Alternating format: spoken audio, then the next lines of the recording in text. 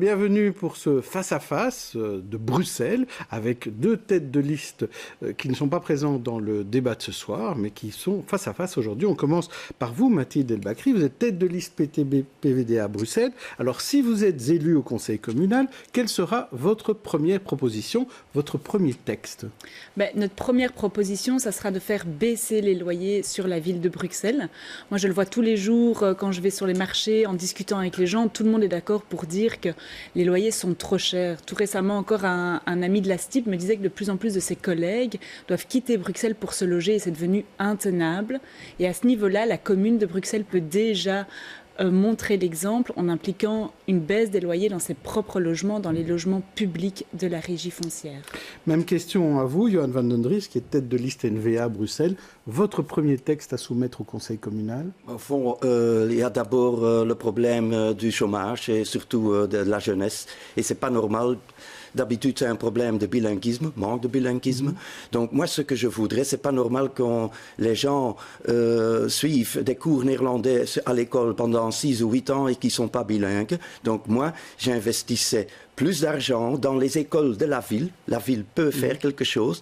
Dans l'éducation, de l'apprentissage du néerlandais. Deuxièmement, il y a aussi l'aspect que tout le monde doit se trouver chez soi, tous les habitants, mais ça demande des règles pour tout le monde commun. Et donc là, le CPAS peut jouer un rôle pour dire à sa clientèle, si je peux dire, que non seulement ils ont des droits, mais aussi des devoirs, ce qui veut dire suivre nos normes et nos valeurs et traditions.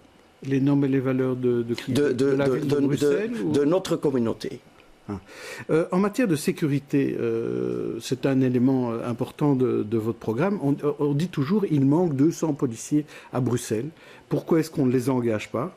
Comment est-ce qu'on pourrait faire en sorte qu'ils soient engagés et qu'ils renforcent les forces de police à Bruxelles?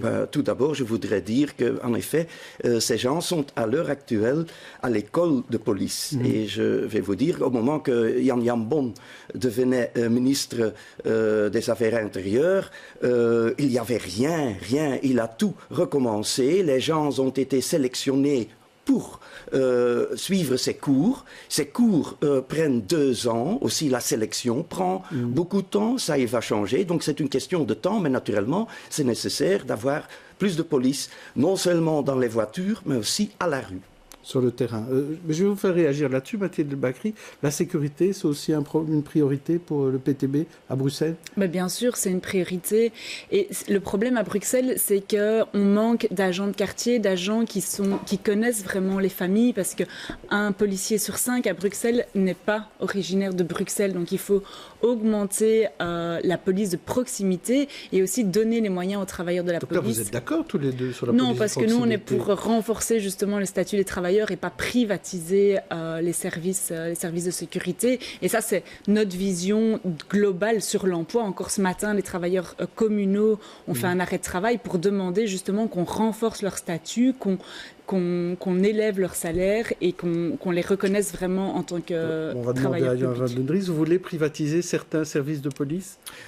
Bien sûr, parce que c'est plus efficace. Et nous, en tout cas, on ne veut pas introduire ici à Bruxelles, non dans la région, le communisme. Mais il y a certaines façons de s'organiser. Et par exemple, pour des choses qui sont vraiment classiques, pour des choses qui sont administratives, il ne faut pas avoir des polices dans lesquelles la ville a investi beaucoup. Ça peut aussi être fait par d'autres gens. Mathilde El Bakri, est-ce que vous voulez installer le communisme à la ville de Bruxelles? Je vais revenir sur le statut des policiers, c'est important. Oui. Vous savez, c'est pas ce que les syndicats de la police demandent. Alors, peut-être que M. Van den Dries a comme modèle Anvers, où il veut privatiser, par exemple, même l'encadrement des sans-abri, etc. Ce qu'il faut, c'est vraiment renforcer les statuts publics de tous les travailleurs à la ville de Bruxelles. Alors, vous avez parlé tout à l'heure de logement, reparlons-en. Il y a effectivement faire baisser les logements. Qu'est-ce qu'il faut faire en matière de logements sociaux et de logements qui appartiennent à la ville de Bruxelles? Il faut tout d'abord rénover les logements actuels. Dans les logements sociaux, on a des situations incroyables avec des murs qui sont pourris par l'humidité. Après, il faut aussi investir dans le logement social de qualité. Vous savez, aujourd'hui, sur Bruxelles, la majorité PSMR a fait le choix sur le nouveau quartier du plateau du Hezel, le nouveau quartier, de construire des projets de luxe avec un centre commercial.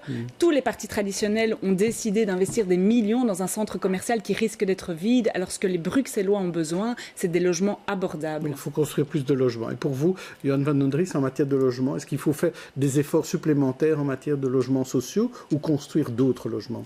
Il faut les deux, naturellement, parce qu'il faut naturellement faire nécessaire que la classe moyenne ne quitte pas Bruxelles, parce que ça rapporte de l'argent qu'on peut investir dans des investissements sociaux, mais je crois en effet qu'on a besoin des logements sociaux, mais encore une fois, les logements sociaux payés par le CPAS, les gens qui y habitent, ils ont des droits, mais ils ont aussi des devoirs de s'intégrer dans notre communauté. Alors, en un mot, je vais vous faire réagir à certains mots. On va commencer par vous, Johan van den Dries. Un nom bien connu à Bruxelles, Philippe Claus. Comment vous réagissez? Politique de coulisses. Politique de coulisses. Alors pour vous, Philippe Claus, c'est qui? C'est quoi? Moi, je dirais businessman et pas bourgmestre. Autre mot pour vous, Mathilde Delbacry, vous y faisiez allusion, néo. Néo, je dirais magouille, parce que finalement, c'est un projet qui a été fait pour répondre aux intérêts des promoteurs immobiliers. Et pour vous, Johan van den Dries, néo? Contre. Alors, vous êtes d'accord tous les deux sur certains sujets. Alors, dernière expression, Johan van den Dries, le futur centre pour migrants à Aren. Qu'est-ce que vous avez à dire là-dessus? En un mot. Bien. 2 mots. Bien. Bonne idée. Bonne idée. Bonne idée.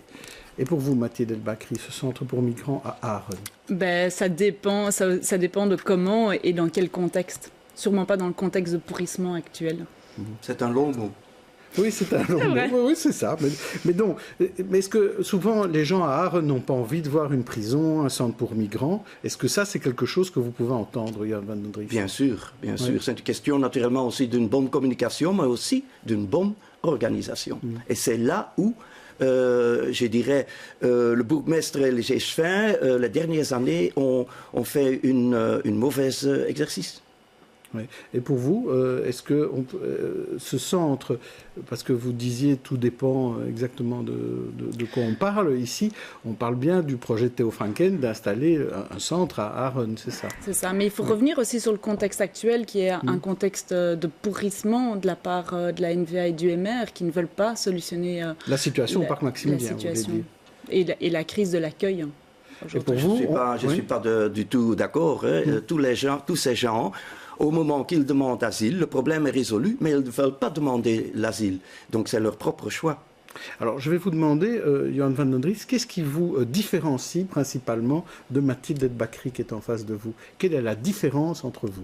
Il y en a beaucoup, naturellement. Nous, on ne veut pas, en tout cas, introduire le communisme ici à Bruxelles, non dans notre région. Deuxièmement, on n'est pas partisan du dictateur de la Venezuela, dont 80% des habitants vivent en pauvreté. On est pour les accords économiques avec d'autres pays, par exemple le Canada, le CETA, parce que ça donne plus de jobs. Il faut savoir qu'à Bruxelles, Phil, 12 000 jobs pendant la période 2012-2014 ont été perdus, privés et administration. Il faut plus de jobs et les accords vont nous aider. Et en tout cas, on ne veut pas des salles de shoot de drogue ici à Bruxelles. Comment expliquer ça aux électeurs? Attention, vous êtes fort en avant sur le minutage. Alors, votre réponse, qu'est-ce qui vous différencie de Johan van den Dries? Ma réponse, c'est que le PTB, c'est un parti qui défend les travailleurs. La NVA, c'est un parti qui attaque les travailleurs. Je vais prendre plusieurs exemples, 2 exemples. La NVA attaque systématiquement les droits des travailleurs. Premièrement, avec l'âge de la pension. Aujourd'hui, la NVA veut faire travailler les travailleurs jusqu'à 67 ans. Même au niveau bruxellois, quand le PTB avait déposé une proposition de loi pour faire baisser les loyers, tous les élus de la NVA ont voté contre. contre. On le voit à tous les niveaux. Quand il y a moyen d'attaquer frontalement les travailleurs, la NVA est là, elle est présente au poste. Alors, deux petites questions piquantes pour terminer. Pour vous, d'abord, Mathilde El-Bakri, le maire a révélé que vous aviez de la chance d'avoir un logement du PTB, au-dessus même des bureaux du PTB. Alors, est-ce que c'est une domiciliation fictive, tout d'abord? Non, pas du tout. Ce que je trouve drôle dans cette histoire, c'est qu'apparemment le MR... Mais vous logez dans cet appartement. J'ai un contrat de bail, je loge. Et le propriétaire, c'est bien le PTB. C'est pas le PTB qui est propriétaire, c'est un propriétaire privé. J'ai un contrat de bail. Ce qui m'interpelle, c'est que le MR semble interpellé par le fait que les élus du PTB vivent comme la majorité des gens, des Bruxellois. Et encore une fois, sur cette proposition qu'on a déposée avec le PTB, tous les élus du MR ont voté contre. Et c'est pas étonnant quand on voit qu'un Alain Courtois, qui cumule entre son poste d'échevin et de parlementaire, vit avec 10 000 euros par mois. Comment est-ce qu'il peut se rendre compte de ce que c'est l'urgence sociale aujourd'hui à Bruxelles? Alors, de votre côté, Johan van den Ries, vous faites une campagne quand même très bilingue. Alors, c'est totalement en contradiction avec vos valeurs nationalistes et flamandes. Alors, vous avez changé ou bien c'est une stratégie pour piquer des voix au MR? En tout cas, je dirais, notre vision sur la communauté, nous avons une vision inclusive, ce qui veut dire on ne se limite pas, je dirais, origine, peau, couleur, langue n'a pas d'importance, certainement pas à Bruxelles. La seule chose qu'on demande, c'est que tout le monde, pour y vivre, qui y habite, s'adhère à nos normes et valeurs. En ce qui concerne, je dirais, notre campagne, on voit qu'il y a beaucoup de francophones et d'autres qui aiment nos messages de parler vrai. Et Jan Jambon et Theo Franken ont montré qu'on sait bien gérer et la NVA sait bien gérer et peut-être gérer et probablement aussi à Bruxelles. Donc il y a bien une stratégie. Alors quel est votre espoir en siège, rapidement? J'ai pas d'idée. Et vous, Mathilde El-Bakri? Nous, on sait que les gens ont beaucoup d'attentes envers le PTB et on ne veut pas les décevoir. Après, c'est vrai que pour nous, c'est la toute première fois qu'on va percer dans le plus grand conseil communal de la région de Bruxelles. Et la question, c'est surtout pour faire quoi? On va appliquer ce qui est sûr. Ça, je ne vous redemande pas. Donc, au moins un siège, en tout cas. Oui. Dans une majorité progressiste, par exemple, ce serait possible à Bruxelles? À Bruxelles, ce qu'il y a, c'est que le PS a déjà fait un accord préélectoral avec le MR. Donc, Bruxelles, c'est impossible parce que le PS est déjà allié avec la droite. Et vous, Johan van den Ries, vous pourriez devenir un échevin flamand au sein d'une majorité à Bruxelles? Tout dépend de ce qu'on va proposer. Au niveau de l'économie, créer des jobs, au niveau de sécurité. Vous pourriez être dans un collège avec le PS? Ça serait très difficile. Merci à vous deux. On se retrouve demain avec un autre face-à-face où on ira vers des communes à faciliter demain. D'ici là, bonne soirée à tous.